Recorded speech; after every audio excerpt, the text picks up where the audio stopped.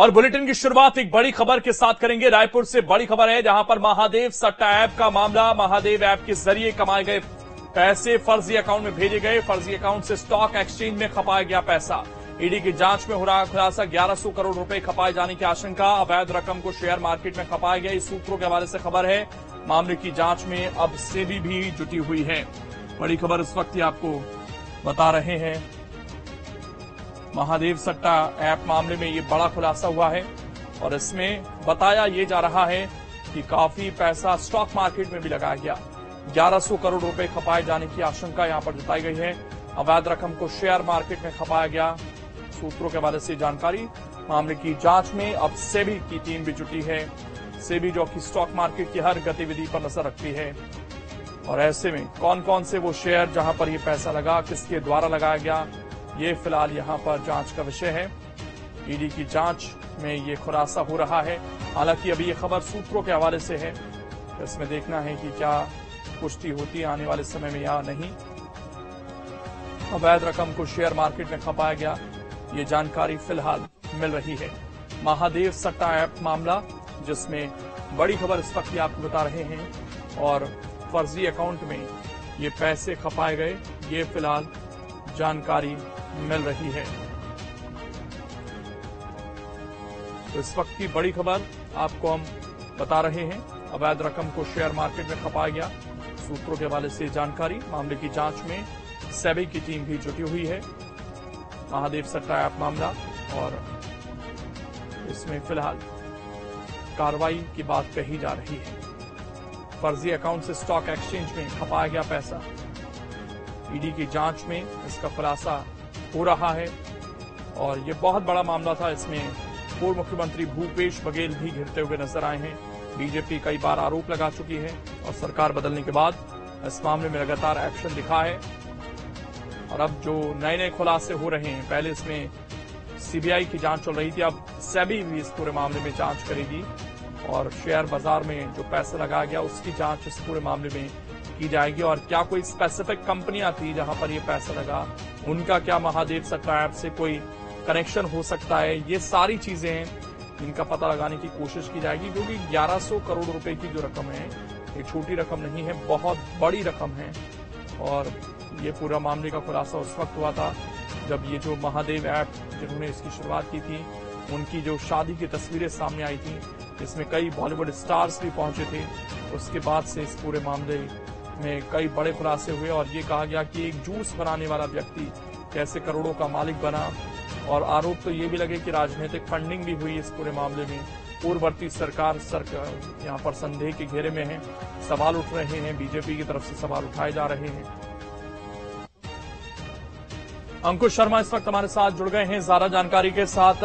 अंकुश, अब stock market का भी एंगल इस पूरे मामले में आ गया है। फिलहाल क्या जानकारी सूत्रों के हवाले से मिली है?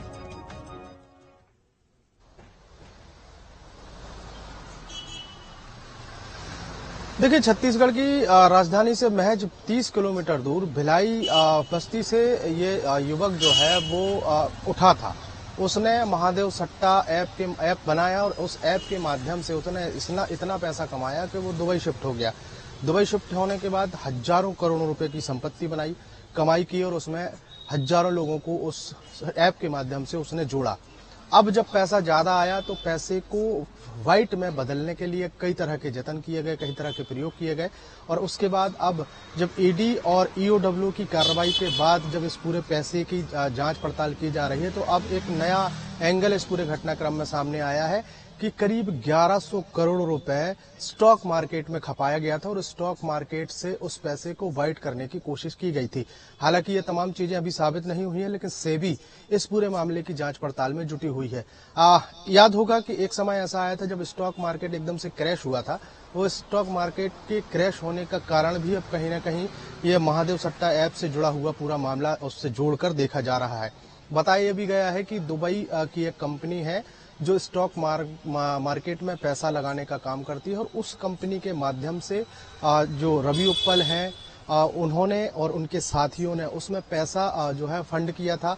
पैसा लगाने के साथ साथ उस पैसे को स्टॉक मार्केट में खपाने की पूरी कोशिश की थी। और जैसे ही इस पूरे मामले में जब ईडी की छापेमार कार्रवाइयां शुरू हुई, उस दौरान जो आरोपी हैं उनको समझ में आया कि अब ये पैसा जो है पकड़ा जा सकता है, इसलिए स्टॉक मार्केट से उस पैसे को निकालने की कोशिश की गई। इसलिए एक बार वो स्टॉक मार्केट जो है क्रैश होने की भी खबरें आई थी।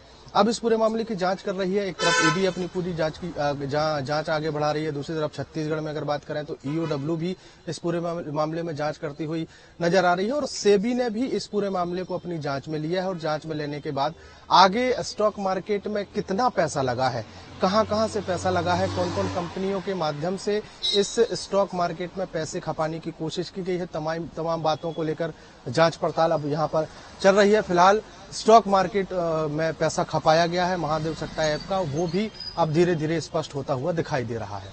लोकेन, अब अगर हम जांच की बात करें, सेबी को इस मामले की अंकुश जांच सौंपी गई है। क्या कोई इसमें स्पेसिफिक कंपनियों के नाम भी सामने आ सकते हैं? क्या इस तरह का कोई कनेक्शन निकल सकता है, या जैसा आप बता रहे हैं कि बहुत संभावना है कि दुबई से ही रैंडम कंपनियों में पैसे लगाए गए हों?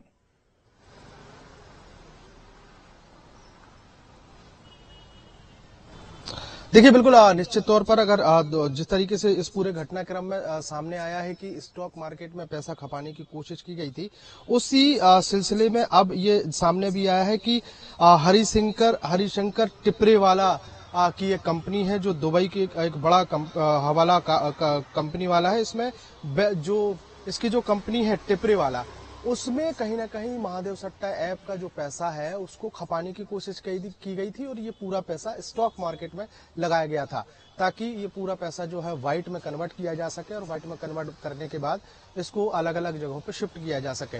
इसके अलावा सेबी ने जब इस पूरे मामले को अपनी जांच में लिया है तो उसमें जांच में एक नई चीज और सामने आई है कि छोटे छोटे अकाउंट के माध्यम से ये पूरा पैसा दुबई की एक कंपनी को दिया जाता था और उस दुबई की कंपनी का काम था कि स्टॉक मार्केट में पूरा पैसा खपा के इसको कहीं ना कहीं व्हाइट में कन्वर्ट किया जाए। हालांकि अब जैसे जैसे जांच आगे बढ़ रही है वैसे वैसे अभी तक 1100 करोड़ रुपए के इन्वेस्टमेंट की जानकारी जो है वो स्पष्ट हो गई है। इसके बाद आगे और कितनी राशि लगाई गई है और कितने लोग इसमें शामिल थे, कौन कौन सी कंपनियों के माध्यम से इसमें पैसा स्टॉक मार्केट में खपाने की कोशिश थी और हिंदुस्तान के कौन कौन से राज्यों में ये पूरा नेटवर्क फैला हुआ था, ये भी जांच की जा रही है। ईडी जो है हिंदुस्तान के अलग अलग राज्यों में छापेमार कार्रवाई कर रही है और हमने कई उदाहरण देखे भी हैं, चाहे हम बात करें मुंबई में छापेमारी की बात करें अगर हम, या हम मध्य प्रदेश के भोपाल में छापेमारी कार्रवाई की बात करें, छत्तीसगढ़ के करीब 2 दर्जन से ज्यादा ठिकानों पर ईडी की छापेमार कार्रवाई हो चुकी है। यहाँ पर पैसे के लेन देन की बातचीत आ चुकी है। कई ऐसे लोग भी सामने आए जिन्होंने राजनीतिक फंडिंग करने तक की बात स्वीकारी है।